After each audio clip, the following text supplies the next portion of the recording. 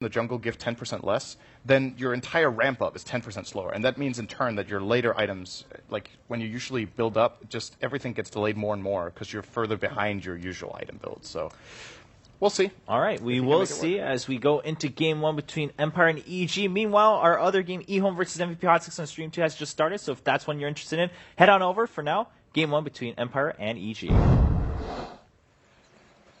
And thank you so much to the beautiful panel. We don't know a word of what they said, but I'm sure it was full of excellent analysis. You guys got Capitalist and Blitz casting this Empire versus EG 2-game series. So if you want to switch now, now that you've heard that Cap's casting this game. What? Get out of here. All right, you're actually the worst. I hate you. LD and Gods are over on stream number 2. So if you want to just hop over. You can just leave. You can go ahead and go back to BTS. It's fine. Man, that was not what hyped people up. You should not have put your name first. Oh, wow. You should just try to convince people that it's not you. What? There's like Blitz and I. So there's some confusion. So I should try and fake an Australian accent? Is that what you were saying? No, dude. You don't even have to. Come on, man. Anyway, it's EG versus Empire. This should be a pretty hype series. Just hoping that Empire able to step up their game a little bit, because so far their group stage performance has been a bit disappointing. Sort of the annual Empire flop. Don't say that. That sounds harsh. It's more like, I mean, I've been trying to theorize what it is. It's they're picking the heroes that they were really successful with. For people that don't know, this is their last 3 LAN results as I know it. They got second at the what is that thing called? The Mars TV Land of Secret. Yeah. They got first at D2CL. They got first at MLG. And the first over at MLG was over EG. And the first at D2CL was over Vici. So it's not even like the competition was bad or anything like that. And they stomped, too. Yep. They looked super, super good. But it's just, you know, the kind of every single year, the organization, the team that is Empire, just always seems to fall a little flat when it comes to TI. But I have my faith for this year. I'm sure they're going to make the comeback. Starting things off here, we've got Yoki offlaner Shirkir facing up against a Fear Animage and a PPD Winter Wyvern. Mid, Resolution playing the SF, Sumail on the Queen of Pain. And then we've got the offlane Universe, which... Offlane Bounty Hunter, played by Universe. You talked about it a little bit in the draft. You're not really a fan of the Bounty Hunter, but at the same time, the Bounty Hunter isn't very likely to be punished as a solo offlaner here. Yeah, and I think you want AUI to play a slightly greedier hero or one that has better big play potential. Like, there's no Rubik on the other team from Aloha Dance or anything like that, so the hero should be pretty strong. And you needed a mech carrier, more importantly. Like, if you look at Empire's lineup, they have a lot of burst, but they don't actually have follow-up sustain. Like, Storm is one of those heroes that will use all of his mana early and then struggle to put out more damage. So it's really important that you have the mech to back you up, because then you have the turnaround potential. Oh, there it is. That's Sumail. He picks up the early kill on Resolution. Standing things up, man. Now he jumps up to level 4 already by 2 minutes. Resolution's already like down and out by the 2-minute mark. Did we catch that? SF, like, he managed to make the comeback. We didn't see that coming. That's the second Sumail solo kill in as many games. Like, he solo killed CTY, so Resolution and CTY, both top tier mid players. And Sumail just knows how to put out the pressure early. Yeah, and I'm just surprised, because usually at this level, you don't see very many solo kills happen, so don't blame Cap or Scriff for missing that. I caught it on my camera. Did you? I just really didn't expect that to happen. Like, I thought if anything, a kill was going to happen, it'd be here at this top lane. But Sumail, I mean, he's been playing so well this entire tournament. He might even go for another one right now. Resolution's dipping real low. Yeah, Sumail, last couple of right clicks there. Sends the illusions after the SF as well. Of course, now the SF is always a hero that can make the comeback from a bad lane thanks to his incredible farming potential, especially on the Radiant side. But dying so early is maybe just a bit too much. He's going to pass off a health potion and try and do a little bit of bottle crowing very early on. Yoki's not doing too bad as our offlane Earthshaker. He's actually managed to pick up level 3. Earthshakers, generally speaking, is just an offlaner that you can't really do that much in order to ensure that you get experience if they control the lane really well. But then again, he's only facing up against a Winter Wyvern. AUI is spending, obviously, all of his time jungling as the Enigma, and he's actually doing really well. He's about to pick up level 5 before the 4-minute marker. So, yeah, the Earthshaker is rotated in mid now. I think he's hoping that Sumail overextends or is hard committed because the Shadow Fiend plus Earthshaker combo is pretty iconic. It's really strong. You get both the offense and defense potential, but it does mean that Yoki's sitting on top of here. He really wants Sumail to jump, but Sumail, I think, is waiting for, at minimum, his ultimate to be up, and he's waiting for his bottle, so he's going to be a little bit disappointed with how this goes. And AUI is already rotating for the rune, but the Earthshaker should be there in position. Grabs a haste, but this shouldn't lead to anything. And yeah, not much you can really do with that, especially since Sumail knows that the haste is there. Meanwhile, at our bottom lane, we are doing a lot of pulling. They did manage to throw down both counter wards in order to take away the block ward from EG. And they're trying to get that Night Stalker early experience so he can actually be an effective hero. He picks up his level 3 now, so he's got the Void ready to go. Oh, he just doesn't have the silence. He's going for it right now. This was so smart of him. Wow, Yoki! We said that he was actually playing probably the best on Empire, and we're seeing exactly why. That was just an incredible heads-up play.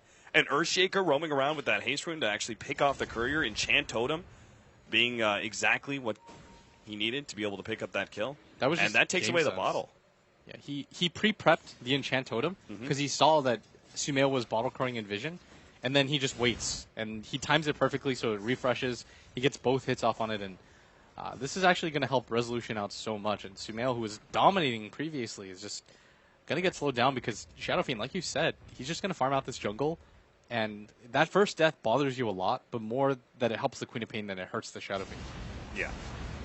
As you can see, Resolution's already going to be jumping up and catching up with Sumail when it comes to experience. And the Dazzle actually came down and over to be able to help stack up that hard camp a little bit because they don't really need to help out Silent. He would much prefer to have the solo levels, and it's a bounty hunter after all. I mean, once they manage to kind of keep him pushed back and keep Universe scared of moving too far forward and trying to harass the Storm Spirit down, they've kind of already won the lane for Storm.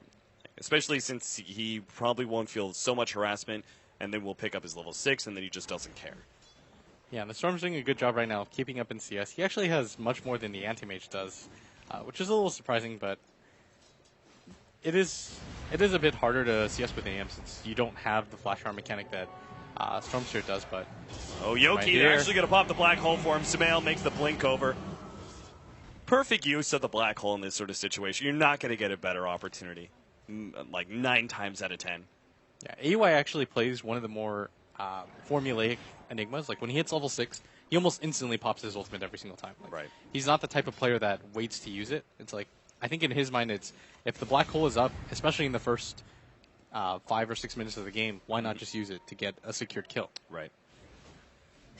Universe is going to soak some of the experience from Resolution, who's still farming up some of these neutrals. I doubt they're going to have the opportunity to go for the kill because Always Want to Fly is actually sitting in the middle lane, recovering that experience. So if Queen of Pain tried to make a rotation over with the Bounty Hunter to gank that SF, they would be sorely disappointed by a heal and Shallow Grave. Man, that courier snipe is having such a big impact on the game right now because AUI almost has his mech. Sumail, he had treads. He could have been able to dive the Shadow Fiend pretty safely, but now as it stands, Resolution is pretty much unassailable in this mid lane, and he's catching up pretty rapidly to the Queen of Pain. So Sumail, yes, he has the lead still, but when it comes to net worth, he could have been even further ahead than he is right now. Resolution probably goes for the early mech, right on the SF in order to deal with the mech on Enigma, just to kind of even out that advantage.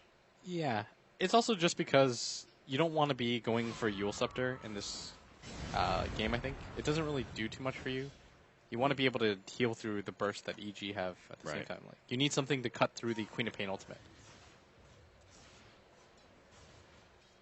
Yoki, he's kind of moving around. He's just not having too many opportunities at this top lane anymore, especially with Fear about to pick up his level 8. He now has that Mana Void to throw out.